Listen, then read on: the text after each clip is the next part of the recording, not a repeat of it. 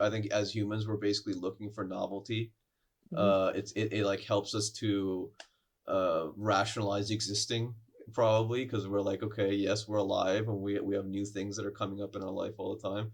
But in order to create experiences that are new, or to give ourselves the opportunity to do those things, we have to be okay with being let down. A lot of these people that I've worked with in my life in organizations and clubs, they're like, "Oh yeah, we have leadership experience and we do all this stuff." And then they show up and I'm like, "Okay, well, where is all this stuff, right? Like your communication isn't Yeah. great. You don't end up texting back at the right time. You don't email back properly. You don't show up necessarily on time. And then I guess the hardest thing, besides those two kind of teachable things, the hardest thing is actually that vision, right? Saying, okay, this is where we need to go. Yeah, interesting. I had a conversation with somebody this week who I sort of sprung a podcast interview on her. So we ended up having a really good conversation, unexpected, as sometimes these conversations end up being really excellent. And she talked a lot about people coming out of universities that weren't really ready for the world of work. So she had a young team, and one of the things that she does is really nurture them in all of those things that wrap around the academic stuff that you learn in university. You know all the theory, etc. But how do you live that? How do you go home? How do you manage a house that maybe you've never lived on your own before? How do you manage your finances? And she was saying that financing was a big issue for lots of new people coming out of university. So I was very impressed that she was actually considering those things. And I suppose you, 20, 30 years ago, organizations would have said, sorry, this is pastoral care. This is not for us. That belongs with mum and dad. Mm-hmm. But she was saying, actually, this isn't about that. This is about how you bring all of those things into the world of work. So it was a really interesting conversation. It'll be going live in a couple of weeks if you want to hear the rest of it. Yeah, I can't wait to watch it. No, your podcasts are awesome, absolutely Thank you. incredible. Thank you. I'm so glad that there's people in the world that are trying to spread these messages about leadership, because I think, like, out of we need it. We need it as a species. Like where we're going, where globalization and stuff, and how political, the political makeup of the world right now. We really need, good, Yeah. strong-hearted people with good vision to kind of stand up and be like, I'm willing to take this responsibility. So I think things like conversations like this really can help the next generation or even people around us. Yeah, definitely. And polarization is really concerning me because I think over the my 25 years in the world of work, I think we were probably slightly to the left of centre, slightly to the right of centre. But now organizations, as well as the individuals that work in them, are really becoming polarized. You're either this or you're that. And I think that does worry me. I've got this utopian view of what government should look like. Um, and I think I've watched it on a film somewhere, and I've thought, oh, that's a really good idea for government. Is that actually we have lots of different parties putting forward their different manifestos for education or social care or health or roads or whatever it might be, and that public is allowed to vote on it so that you don't make a choice about a party, you make a choice about a policy. And I think Hmm. that's democratization, and it'll move us away from this polarization of I'm either red or I'm blue, because actually the world is far more complex than it was. It's far more connected than it was. And therefore, I've got this idea that let's just pick the best policy. I don't care what color you are, whether you're red or blue or green, it Right. doesn't matter because it's the policy that I'm interested in. What it delivers. So that's my utopian view of democracy for the next, 50 years. There was a professor in high school when I was in junior year. I went to Louisiana and she was teaching civics. And she said, and I was like starting this Model UN club and I was doing all this stuff, and we had a conversation and she said, when you're young and you're not liberal, you're not a kind person, or you're not Okay. compassionate, or you're not really paying attention, right, compared to your cohort. When you're Mm. older and you're not conservative, she said, you're an idiot.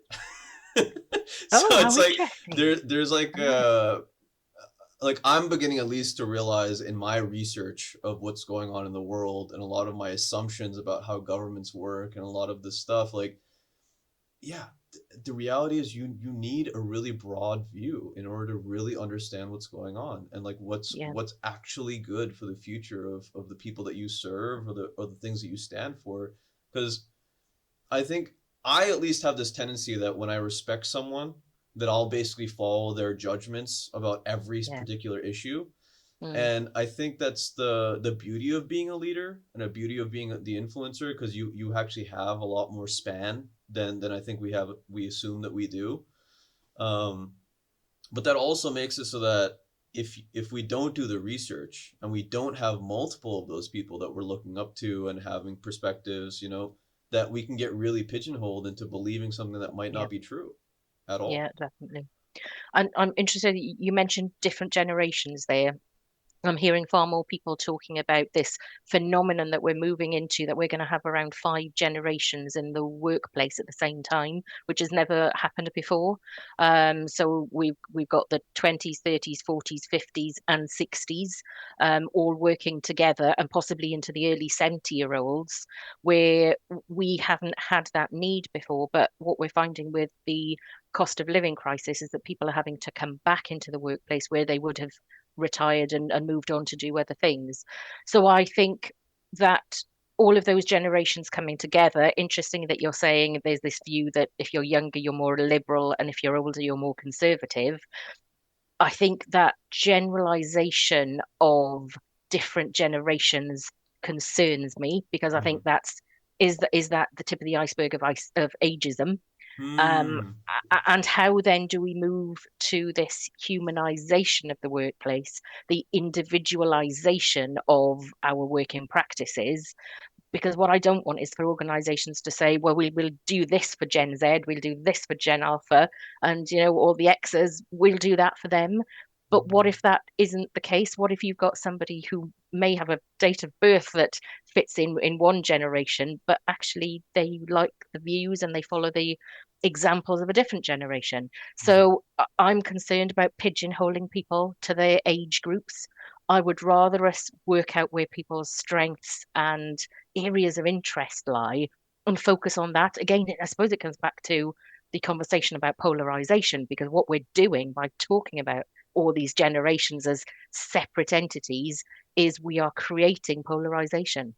Hmm. So I'm this is me on my soapbox, and I keep talking about this. Yeah. Let's not talk about somebody as their generation. Let's talk about them as an individual who's really good at accountancy. They're really good at maths, and actually they're the person that you need to help you doing the detail. Whereas you may have somebody else who's the customer services expert. They have that kindness, they have that warmth, and they're able to do your customer service function exceptionally well. I, their age and their generation is of no consequence. Right. And being a leader, like you kind of have to separate that in your head, right? Like at the end Yeah, of, like even me when I hire people at the dental practice, sometimes I'm like, oh, is this person teachable, right? But that's yeah, that's a quality for every yeah, that's an individual quality. That's not yeah, necessarily an age quality, right? absolutely. So the thing that I wanted to say, there's two main points. The concept of generational housing, right? In certain cultures, for instance, from my culture and Pakistani culture, a lot of people spend their lives with their families. So the Mhm. grandparents, the parents, the grandchildren, like everyone's in the same kind of household, right? And through that, you get tremendous amounts of perspective. And Yeah, even if we are driven to make our own mistakes, which I think we have to learn from our own mistakes to some capacity always, at least we'll have the context to know what we're looking for along the way, right? Like if there's something that comes up interesting. that we're Yeah, like, this kind of signals what my grandparent was talking about, or what my parent talks about, there's a caution, there's a wisdom that goes along with that. So along with yeah. trying to make sure that we look at everyone kind of as human beings, I think it's also really important to realize that that difference perhaps in age is actually can be really beneficial. Oh, definitely. Cognitive diversity is where it's at. So I would far rather us talk about cognitive diversity than age diversity. because Mm-hmm. actually it's the cognitive diversity. Again, I was talking to somebody earlier this week about this idea that it doesn't matter who you are, where you're from, what your background is, culturally, religious background, that actually if you all came out of the same university, you were probably taught by the same professors and the same syllabus, and it's quite likely that you're going to come out with the same idea. So are we recruiting people from a place where you've got groupthink? So yeah, where if you're recruiting somebody who has a broad spectrum of family who can be giving them different ideas and different perspectives, that's what we're looking for, cognitive diversity.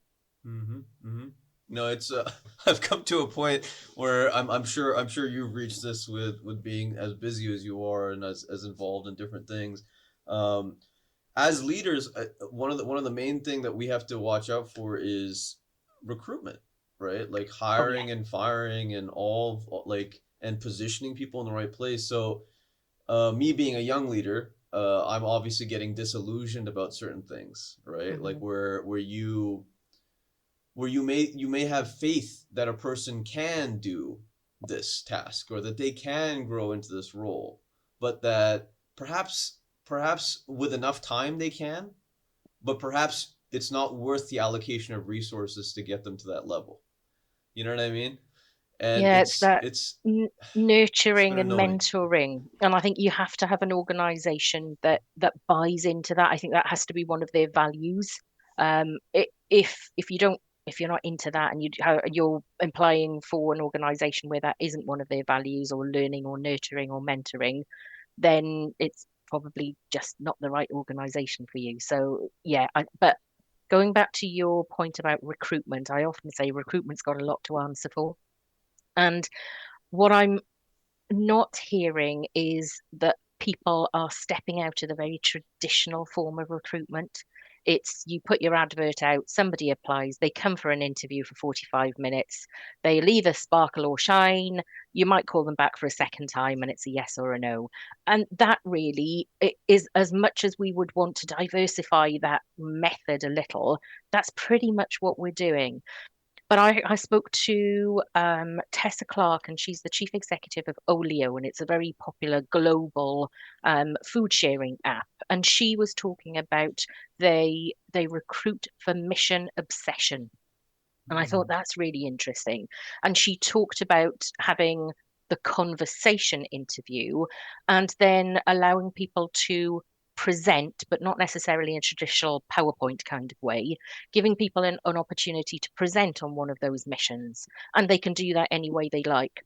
And she used the word audition. And I've heard the word audition Mm. used by other people who've said, how do we diversify our recruitment method? When I spoke to Matt Dunsmore, he talked about where would we recruiting from. So that again, this is the cognitive diversity conversation. And he was saying he recruits from various places so that you don't get this group think. But again, you have to recruit from a place, you have to have a process, and then you have to have a very clear support policy for learning and development once you get the people in the organization. So I think recruitment is just part of a long pathway that should go from the minute you put that advert out to the minute that somebody leaves the organization. So that you should Mm. think of it as a long continuum, because it's the career pathway. So from that minute that somebody first hears about your organization, whether it's an advert in a magazine or a newspaper or a website, or they hear somebody who already works in the organization talking about it, what they say and what is written down is really important, because you don't get a second chance to make a first impression. Yeah. This Yeah, the recruitment method that I'm using is exactly what you're talking about. Is Yeah, yeah, you go and the yeah, traditional thing. I'm getting to the point where I'm thinking very seriously about the presentation part that you were talking about, yeah. because to a degree, though I want to get when you're starting on a business, you have limited funds. You only have so much time and energy that you can motivate or draw to actually inspire someone, let alone teach them the skills that they may need, right? And I think I have made the mistake as a young leader, someone that hires people, to assume that if someone can talk about doing a task, that they can do the task, right? Or talking the talk and walking the walk. And those are completely different things. At the end of Yeah. the day, you have, and what I'm going to try to do from now on is very much that project thing where it's like, okay, you're signing up for this role and you're claiming that you have the skills to do this role properly. Show me. Show Yeah. me, show me that you can do this role, and give some sort of assignment or some sort of diagnostic to be like, okay, this is the data that you have, and this is the thing that you need to get. And if you can't get there, or you require too much help to get there, then perhaps you should work for an organization or give yourself the opportunity to learn that skill better. Now, the issue that I come across is that a lot of people that are looking for jobs these days, and a lot of people that are applying for this kind of secure position, they don't want to put in the work up front, right? So you Okay. say to them, okay, all right, I need you to format 6 emails that you would send to someone in a CRM, which is your basically a software that allows you to communicate with a variety of different customers.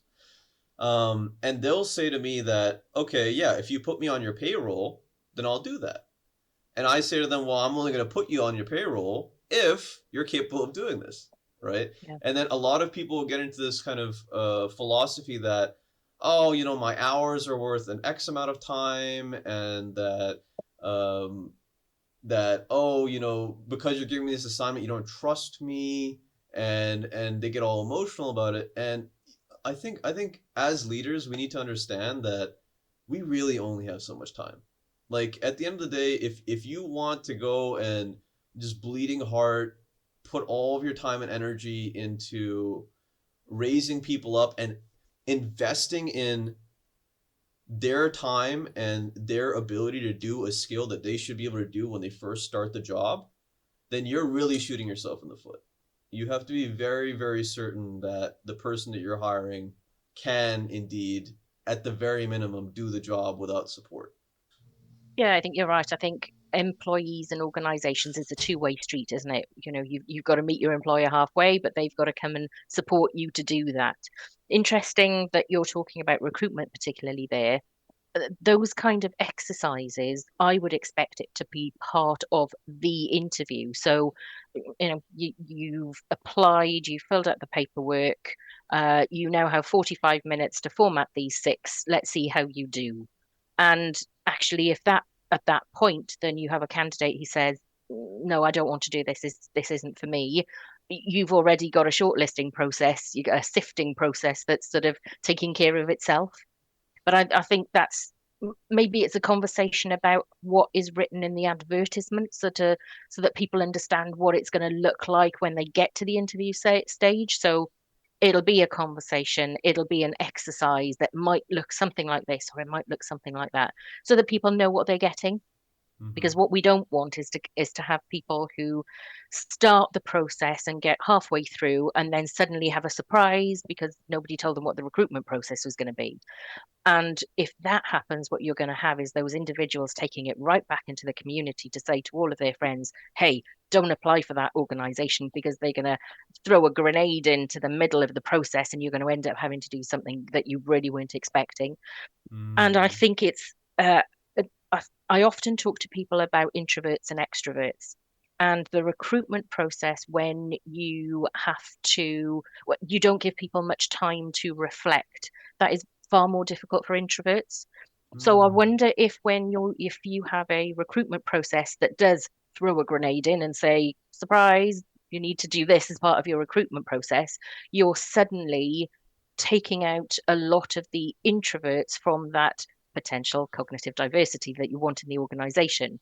So Mm. maybe that preparing people and saying it's a 3-stage process, you'll be with us for an hour and a half, and these are all the things that you're going to be doing as part of your recruitment. And the third part is the stage is yours, do whatever you want to do to demonstrate to us that you can meet our mission, that you are obsessed with our mission, just like we are. Mm. So I think when you're thinking about different neurodiversity, if you want diversity, you have to be the one that's being demonstrating diversity right from the beginning. What I've come across recently is I do have a bleeding heart, and I love seeing the most out of people. Like Mm. Terabify, the whole brand is about helping catalysts in society who are defined as people that want to become the most authentic selves, um, to serve them, uh, Mm. to to make sure that they have the tools and the resources, and I think when we start out in our leadership role, we really want to help everyone. We really the best of us, I believe the service driven ones of us, like really just have a desire to help people. Yeah. And with that deep empathy comes a tremendous amount of learning that needs to happen about the capabilities of the people, and also our level, our threshold for what we're willing to invest our time and resources. And so, though I want to provide every single person with the education that will allow them to actualize their potential and become the most authentic selves, right? The people that are actually dedicated to that will go through the process. Hmm. The people that are actually dedicated to that will pay to get the experience and knowledge. And the people that are not necessarily dedicated to that will take for granted the things that you are providing them with in terms of their growth opportunities. For instance, I have hired multiple people in the last couple of months, and I've offered master classes to them, my username and password, right? Master classes that they'll have access to. And they have gone out of their way to say, yes, us watching these master classes, we should get paid for. Okay. Now, to me, I'm like, okay, first of all, you would have never had this opportunity of getting this masterclass probably anywhere else, right?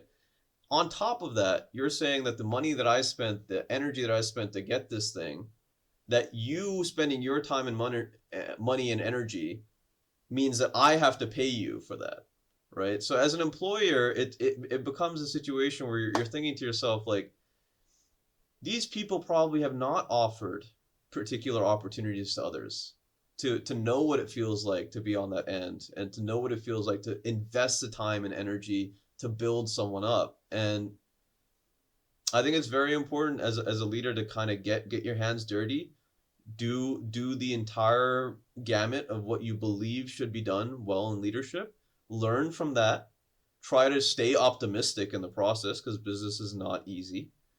um, but to realize that really, like, people can only really meet you where they're at, you know even down the line, when you invest these hours and this money, like, you have to be able to read people's souls to a degree in order to know what you're dealing with. Okay, so I'm going to challenge you on part of that. Okay. So my experience, or I've certainly had that experience of individuals who have grasped any opportunity and they've run with it within in their own time, weekends, evenings, etc.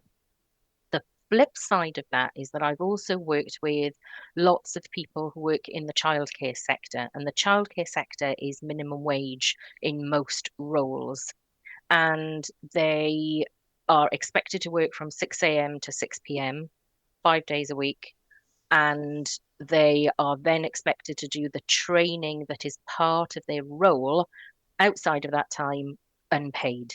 Hmm. That I don't agree with. So Sure. maybe it's if I can consider your example. So if as a dental practitioner you wanted one of your hygienists to upskill in a particular course because your patients were demanding a new technique that had just been developed. I think your expectation would be that you paid for the course and you allowed them time to do it. However, if you have one of your dental nurses who is also interested in maybe retraining as an accountant, and you say, "Oh, I heard about this really interesting course," you probably wouldn't say, "And I'll pay for you to be an accountant," unless, of course, you want that nurse to stay in your organization. You would say, "It's outside of the parameters of your role. Absolutely support you to do it. If you need to take some of your holiday to be able to finish off some of your assignments, just book your time off as you would ordinarily, and you will support them. But you may not decide to pay for that course." So I think for me, it's about your expectation. Is it part of the role, in which case the organization should be paying you, or are you providing the information as a hey, if you want to go out and learn about things in your own time, that's fine by me, and I will provide you this information, but I'm not able to pay you, or that's not something that's part of your contract. But hey, if you want to go and do it, you're very welcome and I'll support you. So I think there are two very different kinds of workplace learning, or one that's going to support you directly to do your role, and one that's going to provide that, as I said before, the wraparound element that we talked about for those new people coming out of university into the world of work. So, bit of a challenge to you there. Yeah, I think it's very important to, and thank you for that. That really helps. I think it's very important to separate what type of work that we're going to do. So if it's a Yeah. 9 to 5 job where you're expected to be like in the office for X amount of time, and that's how you get paid, that's a Mm. very different scenario than being an independent contractor that has a contract with a very small company, and you're kind of expected to keep track of your own hours Oh, outside. yeah.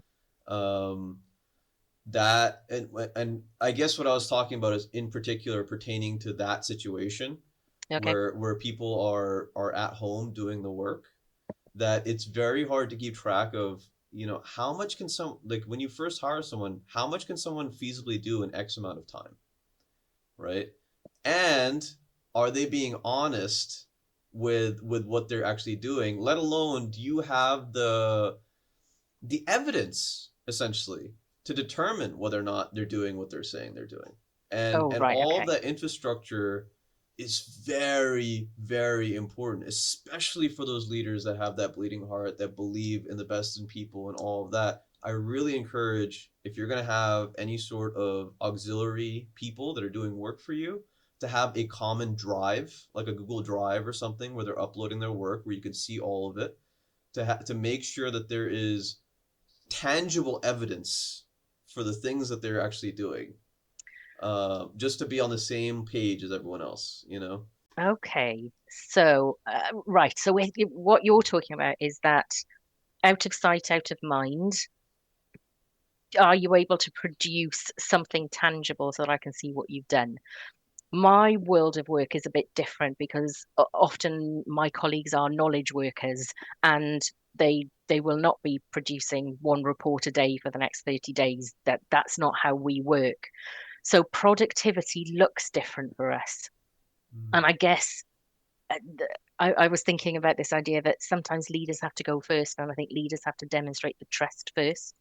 If you do have somebody external that you've never worked with before, or maybe you haven't developed that relationship of trust with them, maybe you start with a small contract, but you make sure that the schedule of that contract is very clear about both your outputs and your outcomes.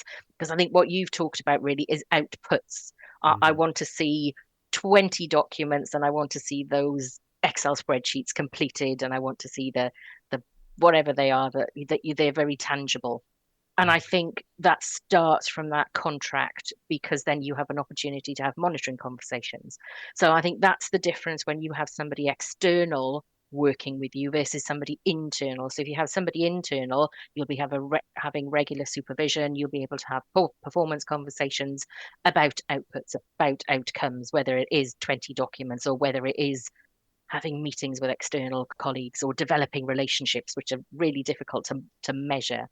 Mm. Versus external, you almost have to develop that same kind of relationship so that you build up that trust. But I think as a leader, you've got to go first, and you've got to demonstrate that trust. And that isn't in the way that I think you're worried about. That is it fluffy? Is it soft? Is it some that you're going to let people just get away with things, so that if they're not delivering, it's okay, yeah, it'll be fine.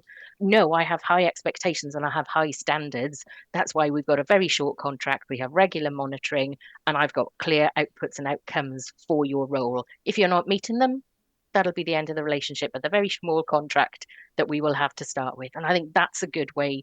And it clearly sets out your stall from the very beginning. But Mm. sometimes I think you've got to work with individuals, particularly in our new hybrid way of working. I think you have to go through that a few times too. Sometimes it doesn't go so well, and the next time it'll be better, and the time after that it'll be better. But we don't always get along with people.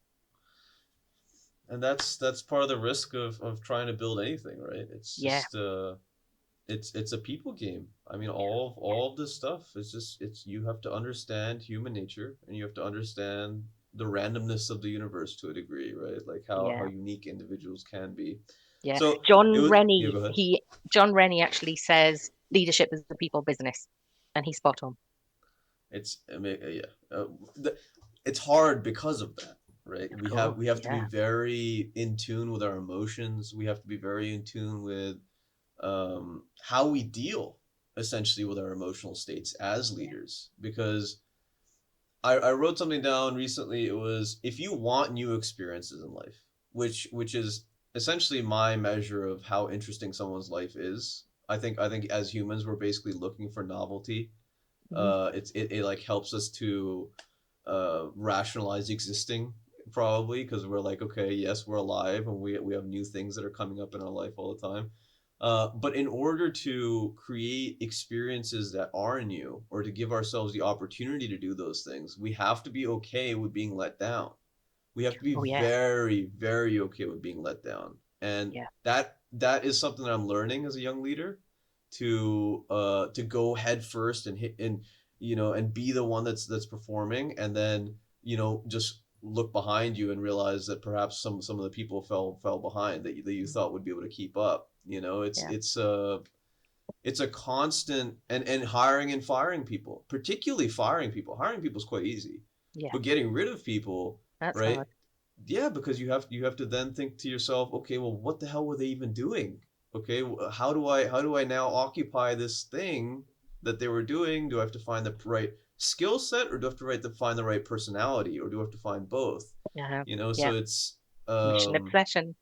yeah, and it like I had to fire someone on Friday Hard. from my Yeah, team, which yeah, sucked, but at the end of the day, like you have to know what you stand for. You yeah, really because this world isn't very fair. Like fairness has never existed in nature, and it sure as hell doesn't exist with humanity. So yeah, it's you have to know how much pain you're willing to put up with, and the idea, in my opinion, should always be to increase that threshold over time as a leader because you're gonna have to get uncomfortable you're in order to grow, in order to expand. But Oh, please, what do you well, think? yeah. So my thought was resilience, and I think that's what the word that I would use to describe what you were talking about from the perspective of the leader. As you said, I think that where you get used to it or you become hardened to it, I would definitely guard against that because what you don't ever want to lose is that human side that you don't want to become hardened to it. That actually every time you fire somebody, you should always come away and think, that wasn't an easy thing to do. I've got better at it as time, at over time, and I've become more resilient at bouncing back from doing it. But actually, if you can walk away without feeling anything, that's the point at which you're going to go, oh, I need to stop for a moment and I need to rethink.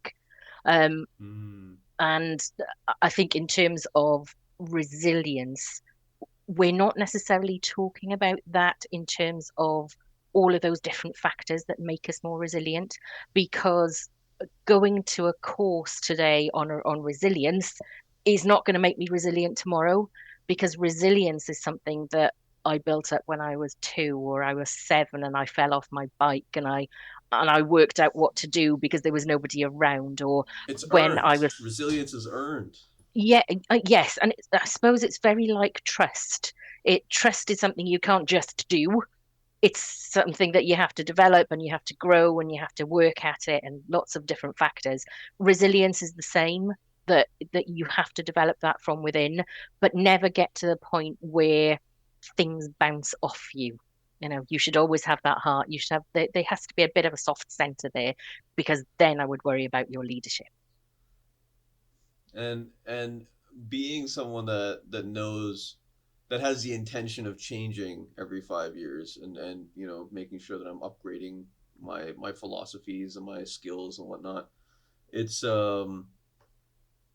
it's very tempting. It's very tempting to be closed off, to lack the It's emotion easy. because it's so much easier. Yeah, it certainly is. But by comparison, it makes life so much less satisfying. Yeah. And we did that. That's the Industrial Revolution. That's the industrial paradigm that we lived through, where people could get fired and it just bounced off the bosses. We've moved on from then. I would say partially. I mean, you Yeah, probably know. I think the larger an organization gets, the more difficult it is for the leaders to be, like the higher up leaders at least, to be connected to the people that are joining up. definitely. And really, from my initial assessment of it, it just comes down to consistent communication with the leaders, and all the way down, just trickle down to like check in at least a couple times a week with how people are feeling, and what things are changing, whether or not people are meeting their expectations. The hard part is getting that together. Oh, definitely. Yeah, that doesn't happen overnight and it doesn't happen by osmosis. And something that became very evident in my research was strategic level disconnect. That's the name I've given it. And it is especially within organizations that have lots of hierarchical levels or tiers of within the organization, that strategic level disconnect from the individuals in the C-suite right at the very top of the organization to the people who are working at grassroots and are actually seeing the customers, seeing the patients. What I found in my research that strategic level disconnect meant that often strategies and policies that were determined at the very top, by the time they got to the people who were actually doing the work at the front line, it wasn't achievable or it was unrealistic. So Mm. inclusive decision making was a mitigator to that, which is exactly what you were talking about. It's that inclusion. But again, it doesn't just happen. You have to have people at the executive level, the C suite, who are being very purposeful about having conversations, going to different parts of the organization, being seen, having conversations. So, yes, communication, relationships, listening, visibility, humility, vulnerability, all of those things. If you want to, if you're still working in an organization that's quite hierarchical, and you're right, we are still moving from that industrial paradigm into the knowledge era. But I think that you really have to work on that to be able to squash those levels down so that actually your communication with people in the front line of your organization is very quick, it's very responsive, and you are visible as a leader. I once worked with a chief exec who was called the Invisible Man, and I guess I was okay with that. What I wasn't okay with was that I heard that he knew that he was called the Invisible Man, and he still let that happen. That's what I had a problem with. So let's squash those. Even if we can't squash the layers, let's get that communication squashed so that it can happen far far quicker. I think it's very important to, when there are larger organizations coming on, that it's very important to designate the person who's going to be at least the face, because when we were talking about introverts and extroverts, at the end of the day, like that exists at all different Mm, levels. sure. And really, I mean, from everything that you said and my initial assessment, and based on Natalie Dawson, who works with Grant Cardone, who is kind of part of the systems creation of a very large corporation. She says that having daily meetings, quite literally daily meetings that are mandatory, that people have to come to and check in and make sure that they're consistently updating what they've done. But also, as a leader, being there, showing up in the morning when people are looking tired and don't want to be there, and then being like, yes, you will give me your energy and your time, right? It sets a very different expectation, because it's like, okay, every day or every week that goes by, we don't just wash over this, right? Like whatever discomfort or things that came up this week or yesterday are addressed, so that we don't have a system that breaks over time. That we're kind of upkeeping the system and making sure that all of the little parts of it are being augmented with time, instead of having to come back 6 months later and being like, holy shit, like how do we solve this massive problem that people aren't getting X thing that they've needed for 6 months? At that point, you might not be able to. it might be too far down the line. I wonder about those kind of meetings. I think if you're in a traditional type of organization and you're telling everybody they have to come to a meeting once a day, every day, and expect to see you there, for me, that's bordering on micromanagement. However, if what you're doing is moving towards an agile approach, which says we will review what we did yesterday to decide what we do tomorrow, that is a part of inclusive decision making. So I think the tone, the expectation takes it from micromanagement to inclusive decision making. And I think the values of the organization, the behavior of the leaders sets the tone of which side that is going to be. Yeah, it takes a lot of. I mean, leadership really just is a mission of individual growth, and then anything else that comes from that will be felt. You know, Oh yeah. that's the hardest pill to swallow. Is why is this not working? It might just not be working because you're not there yet, Yeah, right? it could be. Yes. Like very possibly. Yeah. And I think as leaders, we cast very long shadows and we forget about that. So it's something that I'm constantly reminding myself that if I walk into a room, it's because I wanted to grab a pen. But if I'm walking into a room and six people are there and they're not expecting to see me, have I now just created a our directors walked into the room. What does that mean? Have I walked in and not said hello to anybody? So I think, yeah, it's a constant learning journey. And as much as we talk about different models, we talk about different theories, none of it is a playbook, because you can have different personalities in a different organization and something happens in their life and it completely changes tomorrow, and you as a leader have to adapt to it. So I think what I would recommend is people read my book, read other people's books, read 20 books, read 100 books, take the learning, take the skills from those, adapt them to your authentic leadership self, and use them when you need to, and adapt them and change them when you need to, because all of the humans you're coming into contact with all of the time are not going to be from a mold. They are not going to fit what the textbook said. They're individuals, they have got complicated lives.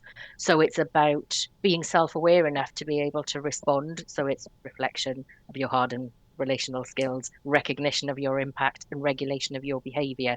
You do that in the moment, you do that throughout the day, you do that at the end of the week, at the end of the year. And that's that constant journey. Because if we want to be in relation with others, that's what it's going to take. Every time, every time. And I think I think some of the best advice that I got, and also anyone watching, please go to Knowing Self, Knowing Others, and pick up Madame's book called Superhighway about leadership. It's gonna benefit your life tremendously in terms of really all the stuff that we're talking about. I'm sure. Um, I think the reality of setting on a path to actually be a leader tends to be something that we kind of pick up the bug like earlier on in our life when we realize that we have the ability to communicate with people, and it becomes there's like this chunk of time that it becomes very fun to manipulate those conversations and just interact. I'm remembering my childhood and just like things that I said in classes that perhaps made people laugh, or things that I did in little groups that brought people together. All of these like little interactions, they were fun. They were genuinely enjoyable moments for me because I was like, wait a second, what I do actually affects the world around me. There's a process of learning that about self, and then it ends up turning into, well, crap, now I know that I'm capable of doing this. Okay, how do I balance wanting to do this and my personal life, right? Like, and I think the best comment that I got from my practice management professor in dental school was that if you are a different person at your business than you are at home, there's probably something wrong. And and the reality of that, I think, just comes up with authenticity. Really, it's like if we experience being misaligned at work and at home, then we experience a lot of stress as leaders and a lot of kind of unnecessary stress, because sometimes the sometimes the best things to do in life, it seems like, are very intuitive. The most efficient Yeah. things to do in life are very intuitive, and when we learn all of these different systems and equations to apply to our life, sometimes it breaks that alignment, and then we have to recalibrate and be like, wait a second, what part of the system broke that alignment? Am sure I'm changing as an individual, right? I want to grow as an individual, but am I leaving this part of myself behind as I'm growing? Or is it off kilter? And and you'll feel this Yeah. when you fail, especially you'll feel this, because that recuperation is going to take longer if it's not in alignment. Yeah. The analysis is going to be all funky if it's not in alignment. You'll Yeah. you'll realize there's parts of your life that just don't make sense, with where you want to go. Yeah. So I don't. What your thoughts on that? Authenticity is, we're talking a lot about it, but what we often don't do when you see posts on LinkedIn, or you see articles in Substack, or Facebook, or wherever you may find them, we're often not given the definition of authenticity to go with it. Because I think we've gone from authenticity to authenticity, which seems to have really lost that central core meaning. So I think there's authenticity at our periphery, which is very superficial. And maybe those are the things that you don't want to bring to work on a Monday morning from what you did on a Saturday night, because actually that being authentic in those different contexts on that periphery really isn't going to help you move forward in your career, or one's going to be out of alignment with the other.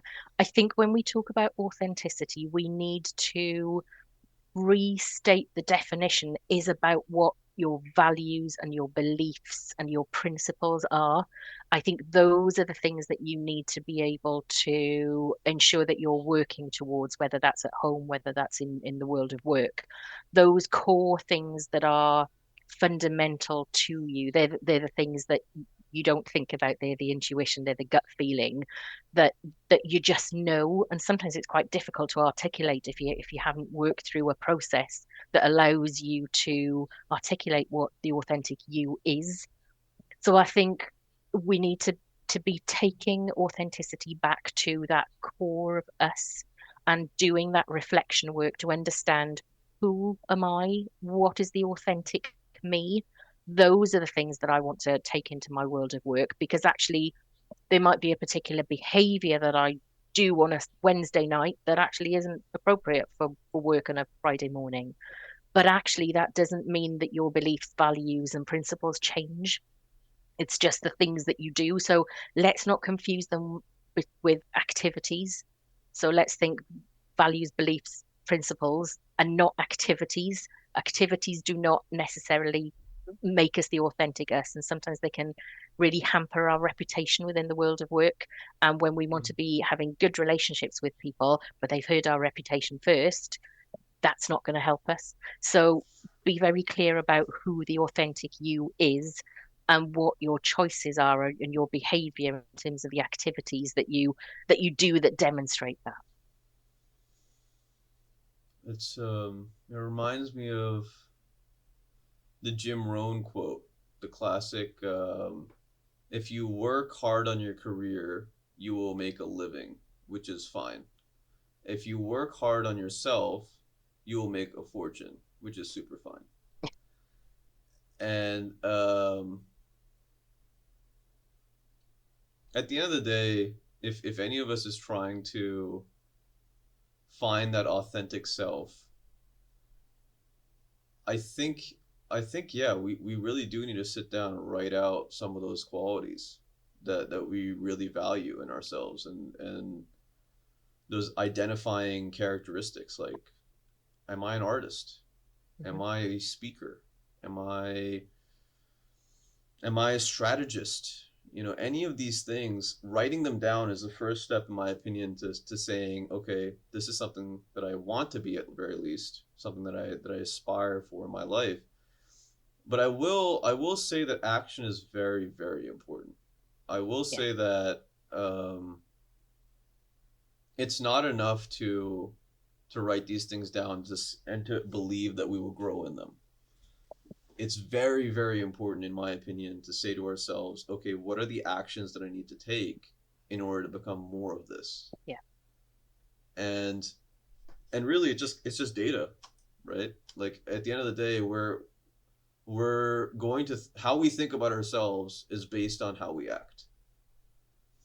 And if we don't have the data that supports that you're an artist, or you're a speaker, or you're someone that is healthy, or anything, right? If we don't have the actions of literally just going to the gym, eating the right food, sitting down and spending time to create that artwork, right?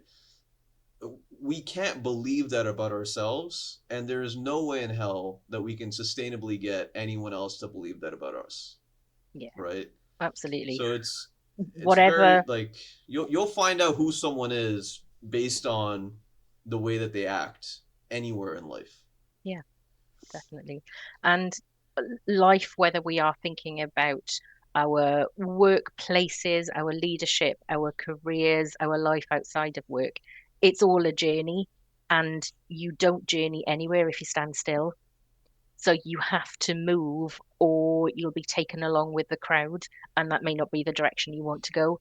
So I think probably comes back to where we started this conversation, saying you have to have tenacity and perseverance and a bit of resilience too, but you need to have done that work to understand what are your values to be able to demonstrate those through your activities. So maybe reflection, maybe creativity are your values, and you do that through your artwork, or maybe creativity because you want to be a graphic designer or whatever that might be. So, yeah, it's a journey. It's all a journey, and we are learning every day. But you've got to be on that journey, otherwise, somebody's going to take you along.